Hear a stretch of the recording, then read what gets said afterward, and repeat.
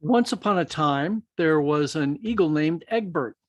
When Egbert was just a tiny baby, he fell out of the nest while mom and dad eagle were away doing things adult eagles do when they're away from the nest. Egbert had not yet learned to fly. In fact, he had not yet learned much of anything. And so as he lay on the hard, dry ground far beneath his home in the towering trees above, he began to ponder his situation. He knew that it was already starting to get dark, and he knew he was already getting very hungry. So he wandered off into the forest, a little afraid and a lot hungry. As darkness fell, Egbert found himself hopelessly lost in the middle of the forest. As his hunger and fear intensified, a strange sound befell his ears.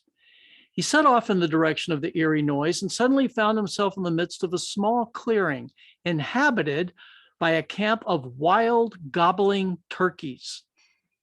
One of the turkey scouts discovered Egbert spying on the camp, and after learning of Egbert's predicament, asked him to stay and live in the community of turkeys. So he did. Although his fears were initially relieved by the friendliness of the turkeys, he had some difficulty adjusting to their way of life. For example, the food they ate. Now, Egbert was not one to complain, but all they ever ate were acorns. Acorn cereal for breakfast, acorn burgers for lunch, and acorn on the cob for supper. Acorns, acorns, acorns. They were tough to eat and didn't even taste good. But if Egbert was going to be a good turkey, then acorns it would be. Communication was another problem. Fortunately, Egbert started being a turkey at a very young age. But even then, he never quite got out a proper gobble. Every time he opened his beak to speak, a screeching squawk would start to come out, and he would quickly choke out an attempt to cover it up with some garbled gobbledygook of a gobble. Communication was tough, but if he was going to be a good turkey, then by golly, he was going to keep working on his gobble. So little Egbert the eagle grew up learning how to be a turkey. He lived with the turkeys, ate with the turkeys, was parented by turkeys, talked with the turkeys, worked with the turkeys, watched turkey television and listened to turkey music, played with the turkeys, and went to turkey school. As the years passed, Egbert came to think of himself only as a turkey, never really knowing his true identity in the first place.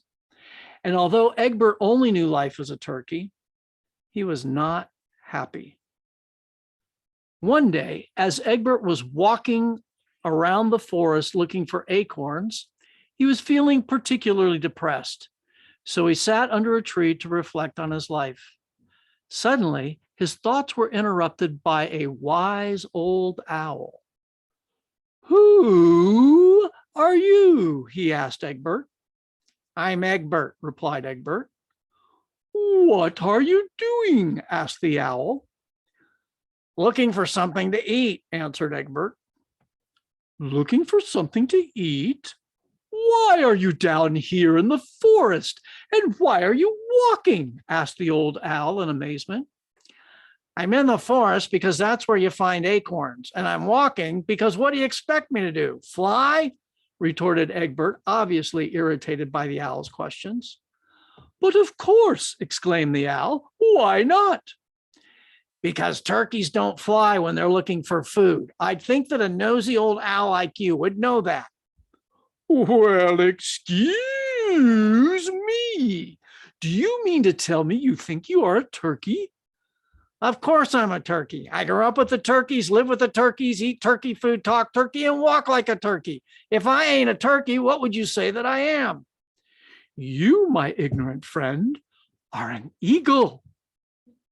"An eagle?" exclaimed Egbert. "You're crazy." "Hasn't anyone ever told you," asked the owl, "that you can fly, that you can eat fish and meat, that you can screech and soar majestically across the sky?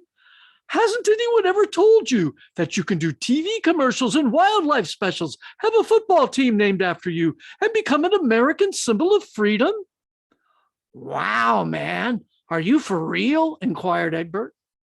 I am for real, man. Flap those wings, spread those babies, and fly. You are an eagle, an eagle. Now live like it. So, hesitantly at first, and then with increasing enthusiasm, Egbert began to spread and flap his mighty wings. To his utter amazement, he began to rise heavenward. He felt free for the first time in his life. It came so naturally. With a regal screech of freedom, he soared off over the mountains into the face of the setting sun, free to be what he was created to be.